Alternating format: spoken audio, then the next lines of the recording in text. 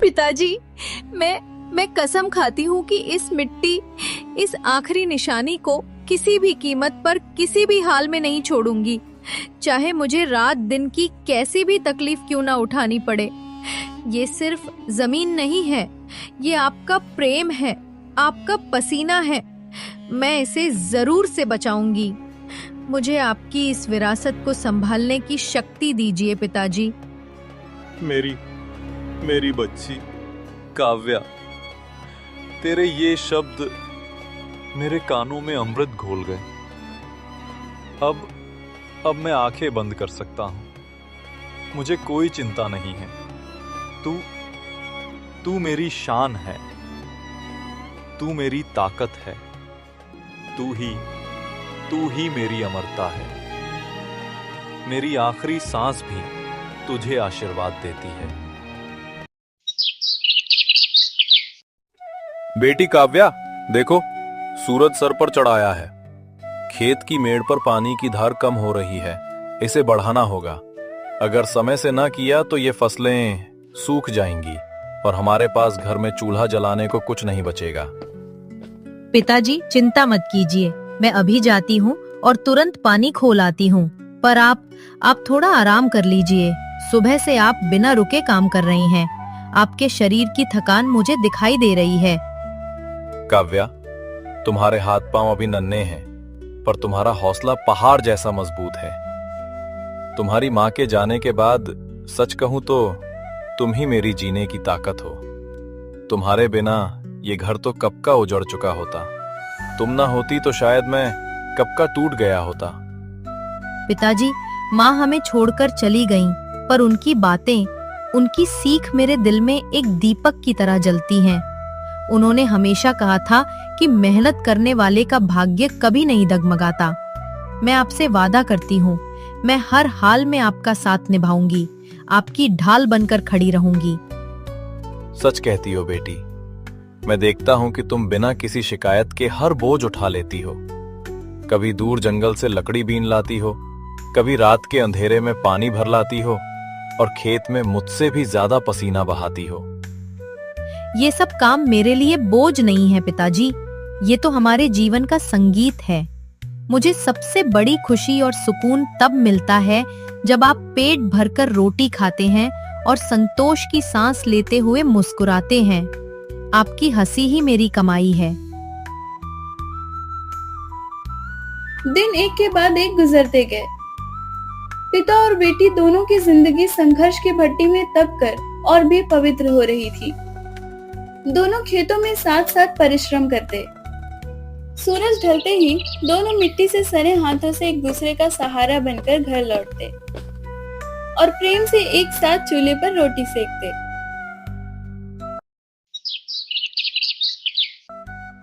पिता बेटी का रिश्ता संघर्ष का साथी, विश्वास का गुरु और अटूट प्रेम का शिष्य बन चुका था। लेकिन आज उनके ईमानदार जीवन पर घातक साजिश का साया मंडरा रहा था, जिसकी आहट केवल बूढ़ा शिवराम ही सुन सकता था।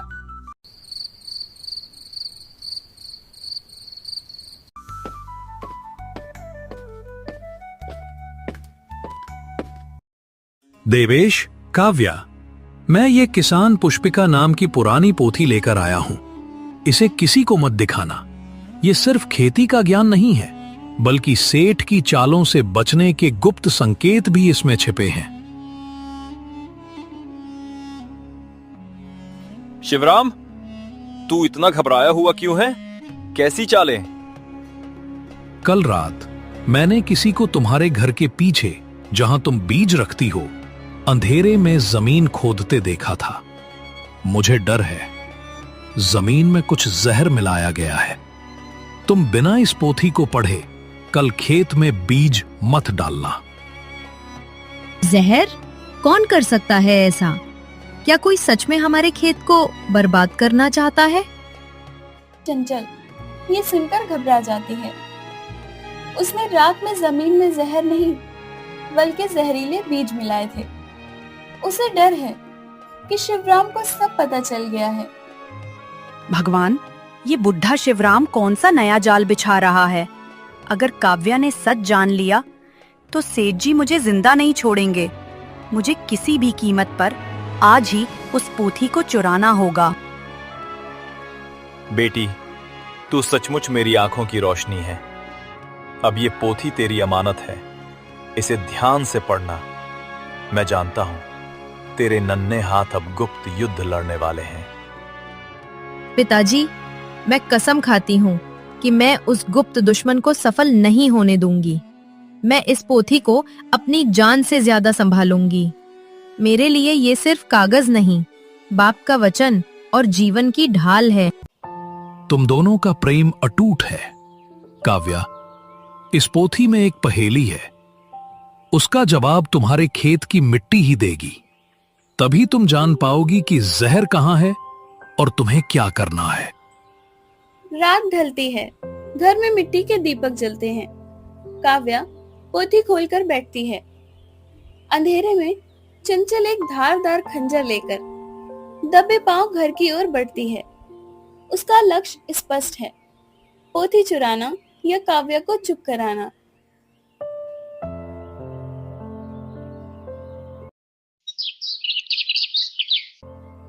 समय गति से आगे बढ़ा। देवेश अपनी बेटी काव्या के सूनेपन से व्याकुल था। उसे लगा कि एक अकेली जान के लिए घर खेत संभालना पहाड़ जैसा कठिन है। उसने मन में कठोर निश्चय किया कि घर में एक सहारा लाने के लिए वो दूसरा विवाह करेगा। काव्या, मेरी बेटी, मैंने सोचा है कि अब घर का सारा बोझ केवल तेरे कोमल कंधों पर न रहे। मैं विवाह करूंगा ताकि घर की देखभाल में तुझे माँ का साया और सहारा मिल सके। पिताजी, अगर यही आपके मन की शांति है और यही आपका निर्णय है, तो मैं इसका सिर झुकाकर सम्मान करती हूँ। मेरी खुशी तो सिर्फ आपकी हंसी में है। आप जो भी सही समझे वो कीजिए। मैं आपके हर फैसले को अपनाती हूँ। बेटी, तेरी मासूमियत मुझे रोकती है, पर घर को एक आधार चाहिए। नई माँ आएगी तो तेरी देखभाल करेगी और शायद तुझे माँ का छूटा हुआ प्यार दे सके। यही मेरी अंतिम इच्छा है।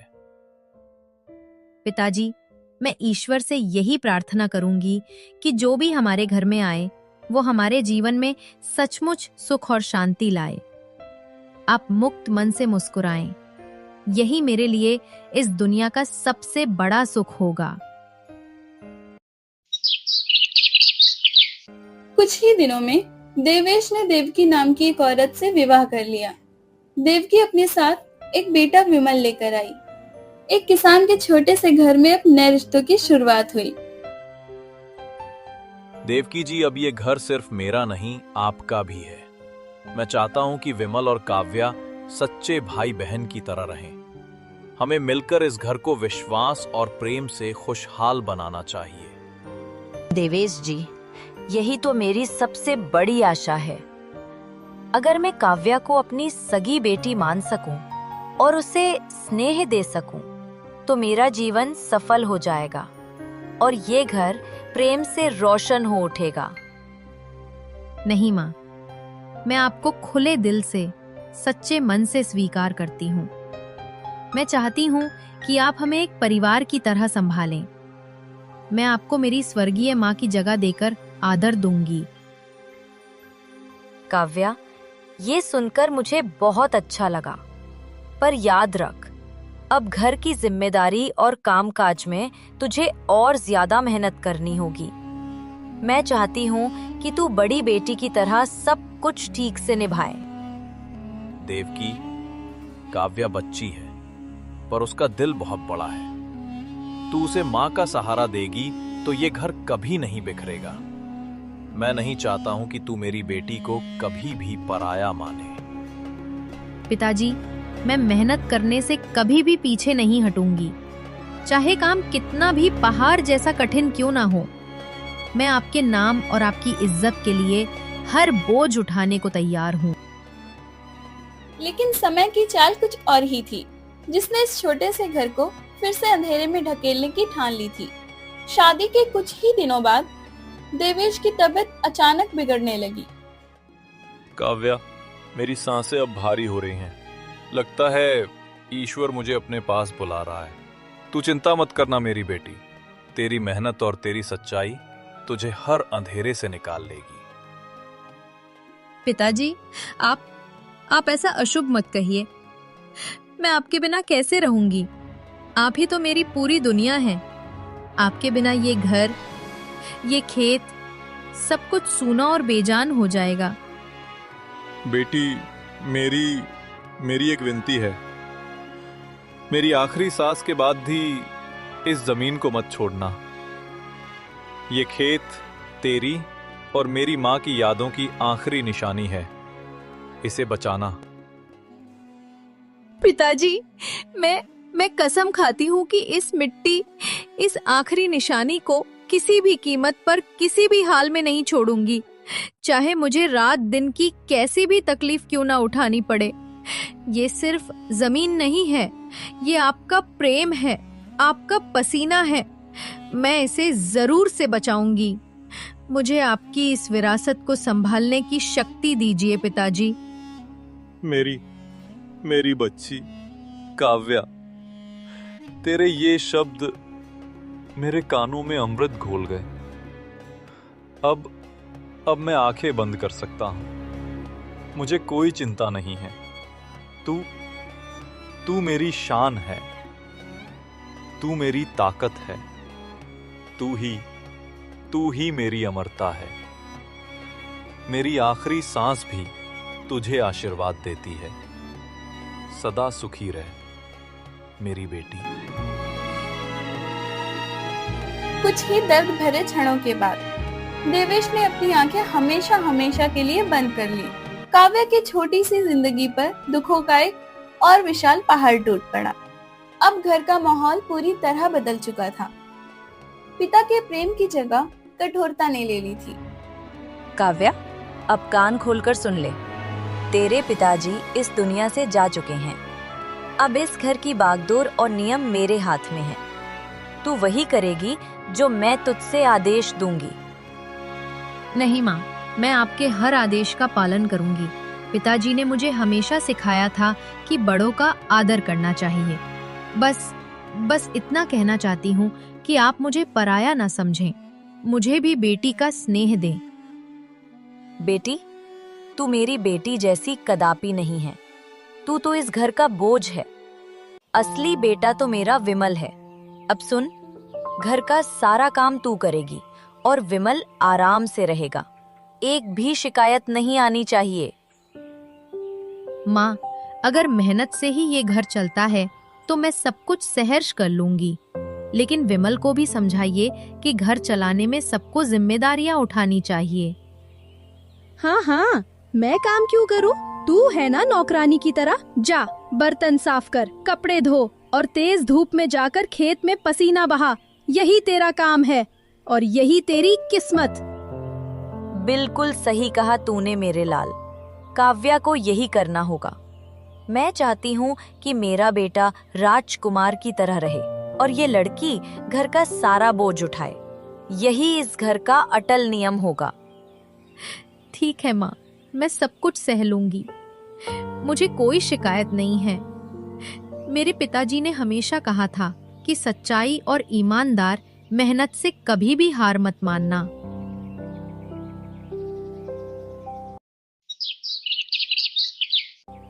दिन प्रतिदिन काव्या के लिए परेशानी बढ़ती गई। देवकी हर सुबह काव्या पर नए नए काम थोपती। विमल रोज उसका मजाक उड़ाता। काव्या का शरीर थकता, पर उसका संकल्प कभी हार नहीं मानता। काव्या, खेत में भी पानी डाल और लौटकर तुरंत घर का चूल्हा भी जला। मैं तुझसे आराम नहीं, पूरी मेहनत चाहती हूँ। तू दिन रात पिसकर काम करेगी, तभी ये घर ठीक से चलेगा। समझी तू? माँ, मैं सब कुछ कर लूंगी। चाहे मेरे हाथों में खून के छाले पड़ जाएं या मेरे पैर दर्द से थर-थर कांप उठें, पर मैं कभी भी पीछे नहीं हटूंगी। ये घर मेरे पिताजी की आखिरी अमानत है। दीदी, तू कितनी भोली है। हम यहाँ खाते पीते हैं और तू बाहर काम में डूबी रहती है। तू सच में हमारे लिए नौकरानी जैसी है। इस कड़वी सच्चाई को याद रख। विमल, ताना मत मारो। मैं काम कर रही हूँ तो ये मेरा कर्तव्य है। लेकिन एक दिन तू जरूर से समझेगा कि मेहनत ही असली दौलत है, न कि आराम और झूठा घमंड। बस बस, बहुत हुआ उपदेश देना। काम पर ध्यान दे लड़की। तेरे पिताजी का कर्ज भी चुकाना है। वो भारी बोझ अब तेरे सर पर है। मैं उस कर्ज के लिए एक पल भी मेहनत नहीं करूंगी। माँ, मैं कर्ज भी चुकाऊंगी और जमीन भी बचाऊंगी। चाहे मुझे दिन रात दूसरों के खेतों में मजदूरी करनी पड़े, पर मैं पिताजी की पवित्र निशानी को कभी भी नहीं छोड़ूंगी। काव्या के नन्हे कंधों पर अब पूरे घर के साथ साथ एक बड़े कर्ज का बोझ भी आ चुका था। देवकी के चुपते तानों और विमल की क्रूर हंसी के बीच भी वो अपने पिता की दी हुई सच्ची सीख पर अड़ी रही। अरे लड़की, तेरा बाप मर चुका है और मेरा दिया हुआ ब्याज समेत सारा कर्ज अब तेरे सिर पर है।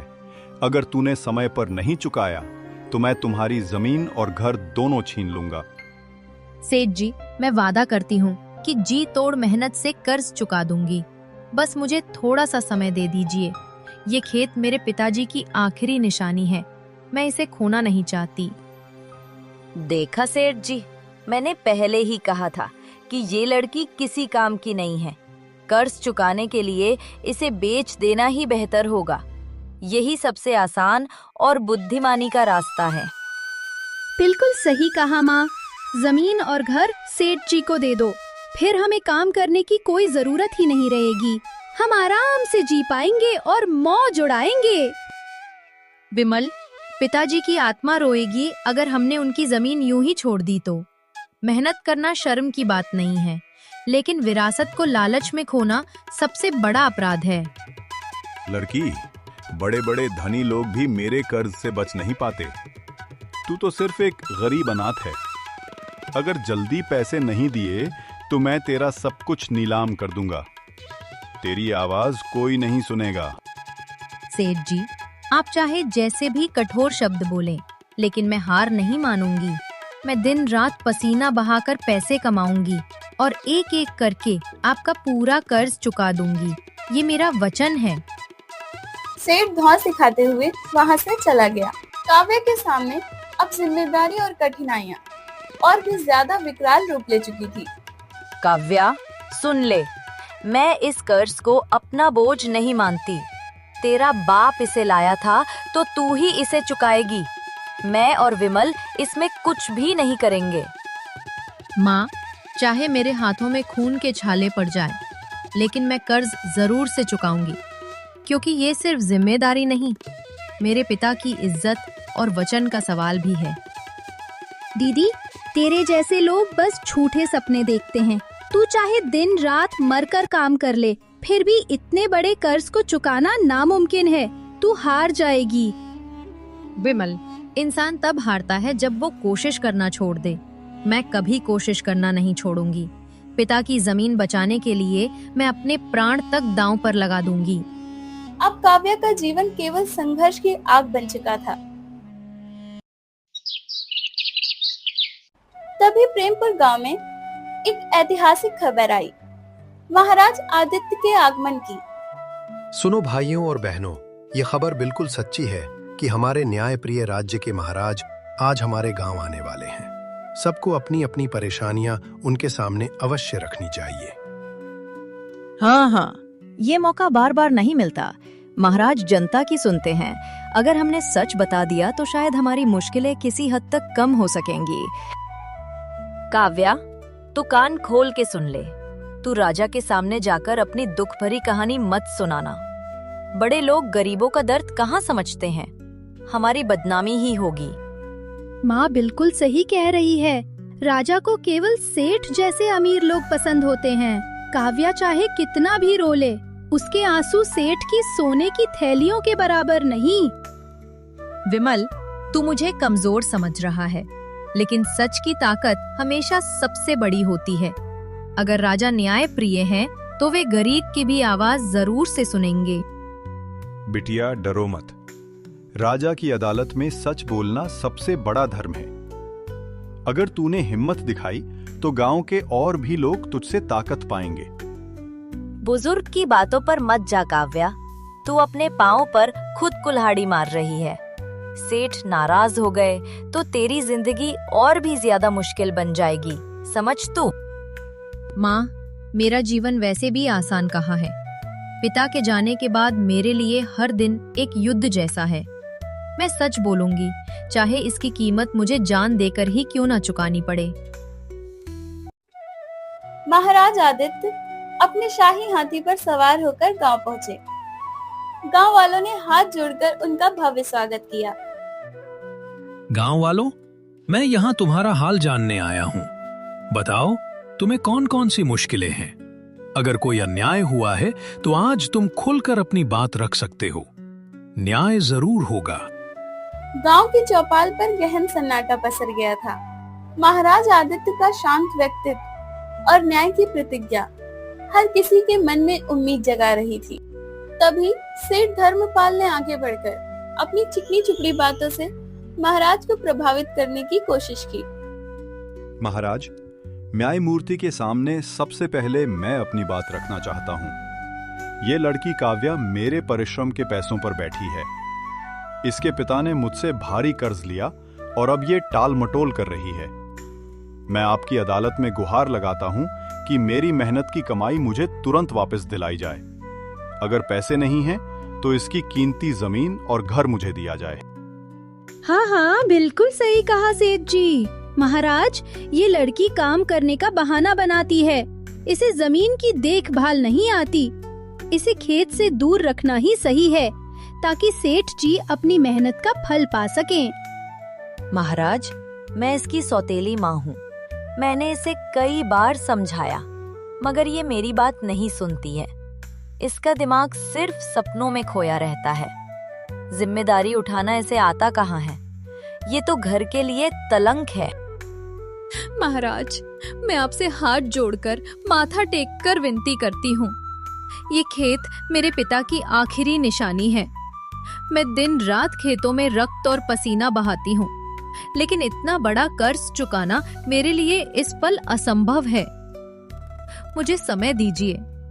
लड़की, तेरी आंखों में आंसू और तेरी आवाज में सच्चाई की गूंज है, लेकिन न्याय करने के लिए मुझे केवल भाव नहीं, ठोस सबूत चाहिए। क्या तू साबित कर सकती है कि तू सचमुच मेहनत कर रही है? महाराज, मेरा सबसे बड़ा सबूत मेरा पसीना है। खेत की हर एक मिट्टी जानती है कि मैंने दिन रात मेहनत की है। मैंने कभी किसी का हक नहीं मारा है। मैंने कभी किसी को धोखा नहीं दिया है। हाँ महाराज, हम सबने इसे अकेले खेत में काम करते देखा है। ये भोर होते ही खेत में पहुंच जाती है और रात ढलने तक जुटी रहती है। इसके शरीर पर इसकी मेहनत की निशानी है। ये सब झूठ है महाराज। गरीब लोग मिलकर अमीर को बदनाम करना चाहते हैं। मैंने हमेशा सबकी मदद की है, उन्हें अनाज दिया है, और आज यही लड़की मुझे ठगना चाहती है। महाराज, अगर आपने चाहा तो आप मेरे खेत की हालत खुद देख सकते हैं। वहां का हर पौधा, हर अंकुर मेरी मेहनत और मेरे आंसुओं की गवाही देगा। मेरी मेहनत झूठ नहीं बोलेगी। सिपाहियों, तुरंत सेठ के घर की पूरी जांच करें। देखो कहीं सच के पीछे लालच और छल छिपा तो नहीं। इस गांव की तकदीर अब तुम्हारे हाथों की जांच पर टिकी है। जाओ। महाराज, ये अपमान है। मैंने जीवन भर सेवा की है, गरीबों को उधार दिया और गांव को सहारा दिया। मेरे घर की तलाशी मेरे सम्मान पर सीधी चोट है। सेठ, न्याय का दरबार केवल सच मानता है, अहंकार नहीं। अगर तू निर्दोष है तो डरने की जरूरत नहीं, लेकिन अगर छल है तो तेरा नकली चेहरा यहां सबके सामने आएगा। माँ, अगर सचमुच सिपाही कुछ निकाल लाए तो अब क्या होगा? हमें तो यही अच्छा लगता था कि सारा बोझ काव्या उठाए। बेटा, कोई कुछ साबित नहीं कर सकता। सेठ बहुत चालाक है। उसके पास इतने रास्ते हैं कि वो अपने खिलाफ कुछ भी निकलने नहीं देगा। गांव की हजारों नजरें चौपाल पर टिक गई थी। सबकी सांसें रुक सी गईं, जैसे वे किसी ऐतिहासिक क्षण के साक्षी बन रही हूँ। महाराज, ये सब गरीब मेरे खिलाफ हैं। ये मुझे जलन से देखना चाहते हैं। मैंने ही इनके घरों में अनाज पहुंचाया और आज यही लोग मेरे खिलाफ झूठी गवाही देंगे। महाराज, ये आदमी झूठ बोल रहा है। उसने अनाज नहीं, जहर बांटा है। कर्ज का बोझ देकर लोगों से उनकी जमीन और इज्जत छीन ली। यही इसकी असली पहचान है। काव्या, तुम्हारी बातें सच्चाई से भरी लगती हैं, लेकिन मेरे न्याय के लिए प्रमाण जरूरी है। चलो धैर्य रखो, सिपाही लौटेंगे तो सारा पर्दाफाश हो जाएगा। दीदी, तुझे क्या लगता है, अगर सिपाही कुछ न कर पाए तो क्या तू हार मान लेगी और सेठ का हक मान लेगी? सच बोल, तेरे दिल में डर है? विमल, डर कमजोरों के लिए होता है। मैं पिता की बेटी हूँ जिन्होंने सच्चाई के लिए जीना सिखाया। अगर सच मेरे साथ है तो हारने का सवाल ही नहीं है। हार मानना मेरे लिए पिता के वचन का पाप होगा। तू बहुत बड़ी बड़ी बातें कर रही है काव्या, लेकिन जब हकीकत सामने आएगी तब तेरा चेहरा उतर जाएगा। सेठ की ताकत के सामने तेरी मेहनत कुछ भी नहीं है। देवकी, चुप रहो। लड़की की बातें सच्ची हैं। हमने सब देखा है। अगर राजा सच में न्यायप्रिय है तो पहली बार गरीबों की जीत होगी और अमीर का घमंड टूटेगा। पूरे गांव की धड़कनें मानो थम सी गई थी। कुछ ही देर बाद सिपाही लौटे। उनके हाथों में सोने की चमक थी और मोटे रजिस्टरों का बोझ, जो सेठ के पापों की कहानी बयां कर रहा था। महाराज, हमने सेठ के घर से सोने की गड्डियां और ये खुफिया रजिस्टर पाए हैं। रजिस्टर में साफ साफ दर्ज है कि गांव वालों से अति ऊंचे ब्याज वसूले गए और सैकड़ों किसानों की भोलेपन का फायदा उठाकर उनकी जमीन हड़प ली गई। क्या यह सच है? दिखाओ मुझे। यहाँ स्पष्ट लिखा है कि बीज के बदले दुगना और अनाज के बदले चौगुना ब्याज लिया गया। ये तो खुला अत्याचार है, मानवता का घोर अपमान है। महाराज, ये सब झूठ है। ये रजिस्टर मेरे नहीं हैं। किसी ने मुझे फंसाने के लिए मेरे घर में रख दिए होंगे। मैं गांव वालों का हितैषी हूं, दुश्मन नहीं। महाराज, सोना और रजिस्टर दोनों सेठ की गुप्त तिजोरी से निकले हैं। चाबी उन्हीं के कमरे से मिली। ये गवाही झूठी नहीं हो सकती। सच्चाई यही है कि ये धोखेबाज और लालची है। हाँ महाराज, यही कड़वा सच है। हमने सब भुगता है। हमारी मेहनत, हमारी जमीन, हमारी खुशियाँ सब इस सेठ के पापी लालच की भेंट चढ़े हैं। महाराज, अब आपने खुद देख लिया। यही वो इंसान है जिसने मेरे पिता और पूरे गांव को बर्बादी की तरफ धकेला। अगर इसका लालच ना होता तो हम चैन से, खुशी से जीते। महाराज, दया कीजिए। ये साजिश है। मुझे फंसाया गया है। मेरे बिना गांव भूखा मर जाएगा। आप मेरे बिना गांव की कमर तोड़ देंगे। नहीं सेठ, तू गांव का सहारा नहीं, बोझ था। असली सहारा ये किसान है, ये गरीब है, और ये लड़की काव्या है जो अपने पसीने से खेतों को सींच रही है। गांव में पहली बार न्याय की गूंज सुनाई दी, जिसने बरसों के अंधकार को चीर दिया। सेठ का चेहरा अपमान और पसीने से भीग गया और काव्या की आंखों में उम्मीद की नई रोशनी चमक उठी। अरे देखो, सेठ की सच्चाई सबके सामने आ गई। जिसने हमें बरसों डराया, वही आज महाराज की अदालत में चोर और लालची साबित हुआ। सच की जीत हुई। ये पहली बार हुआ है कि राजा ने हमारी सुनी, वरना हम तो समझ बैठे थे कि गरीबों की पुकार कभी राज दरबार तक पहुंचती ही नहीं। अब हमें उम्मीद मिली है। हे भगवान, मैंने बहुत बड़ी गलती कर दी। मैं हमेशा काव्या को अपमानित करती रही। मुझे लगा ये लड़की बोझ है, पर असली सहारा तो यही निकली जिसने पिता का वचन निभाया। माँ, सचमुच मेरी आंखें खुल गईं। मैं हमेशा दीदी का मजाक उड़ाता रहा, लेकिन उसने पिताजी की जमीन बचाने की पवित्र लड़ाई लड़ी। मैं शर्मिंदा हूँ। गांव वालों, याद रखो, मेहनत और ईमानदारी सबसे बड़ी ताकत है। झूठ और लालच चाहे जितना बड़ा हो, सच के सामने टिक नहीं सकता। यही न्याय का असली नियम है। काव्या, मुझे माफ कर दे। मैंने तुझे नौकर समझा, अपने बेटे विमल को सिर पर बिठाया और तुझ पर जुल्म किए, लेकिन असल में उजड़े हुए घर को तूने अकेले संभाला है। माँ, अगर आप सचमुच बदलना चाहती हैं, तो मुझे बेटी की तरह अपनाइए।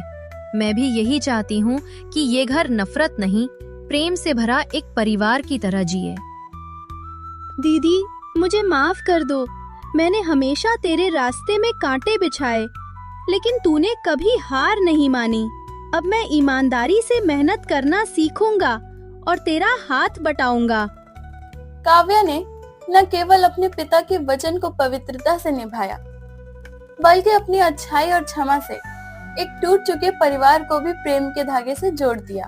उसकी मजबूती ने सिद्ध कर दिया कि संकल्प की धरती पर हमेशा सत्य और प्रेम की फसल ही लहलहाती है।